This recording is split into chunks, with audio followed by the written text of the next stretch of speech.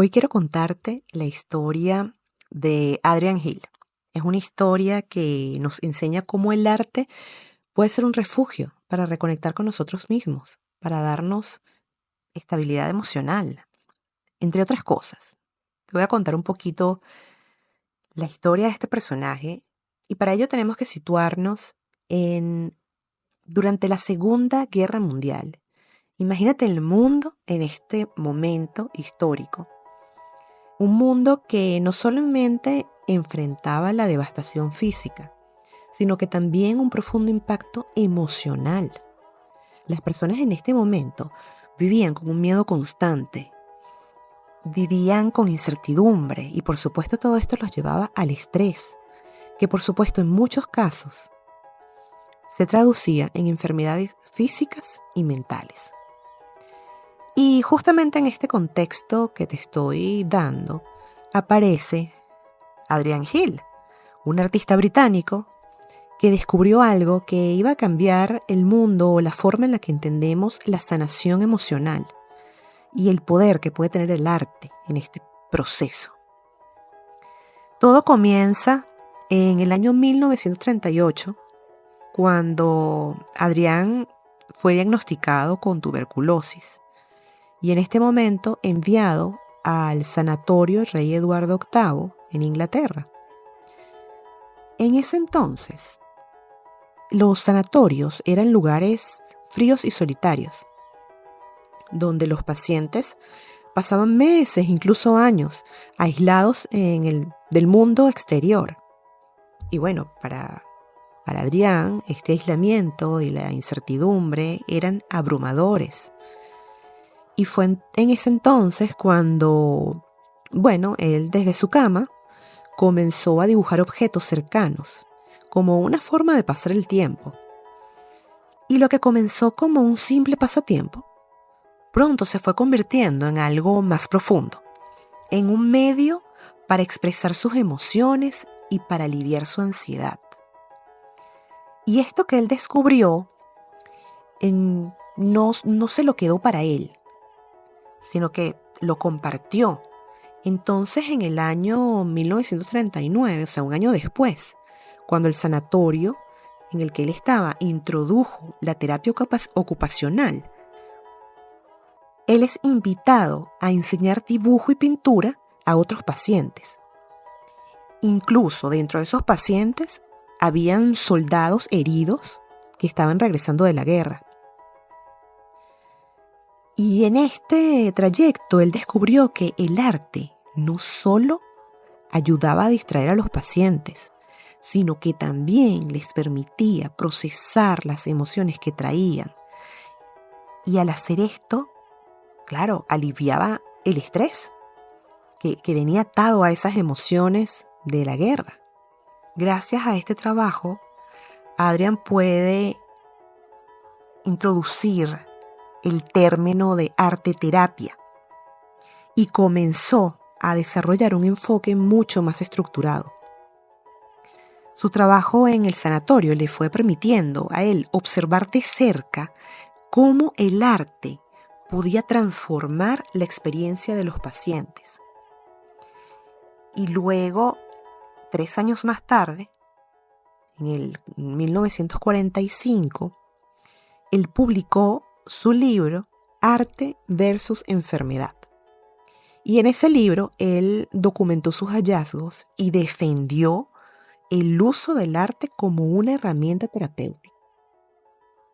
Y te digo en sus propias palabras, Adrián describió el arte como un refugio para la mente y el espíritu en tiempos de enfermedad.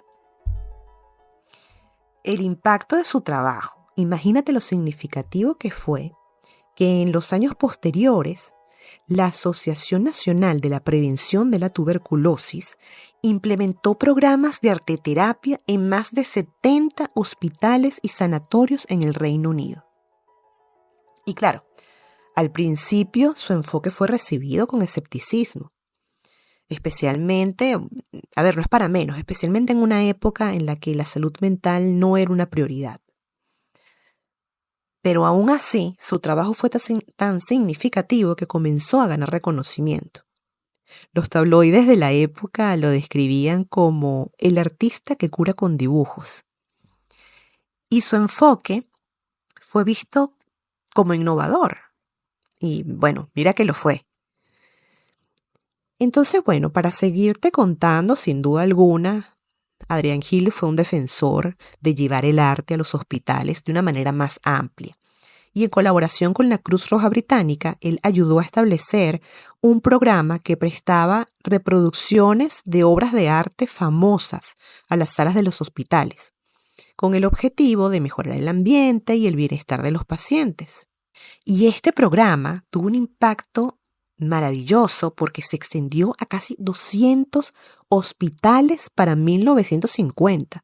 Fíjate, un trayecto que comenzó él siendo un enfermo en 1938, cómo a través de los años fue evolucionando el impacto de lo que él puso en práctica para sí mismo.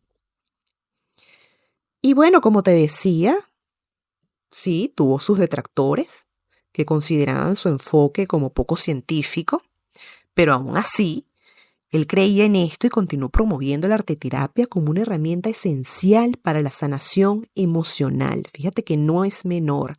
Al sanar lo emocional, se sana el estrés.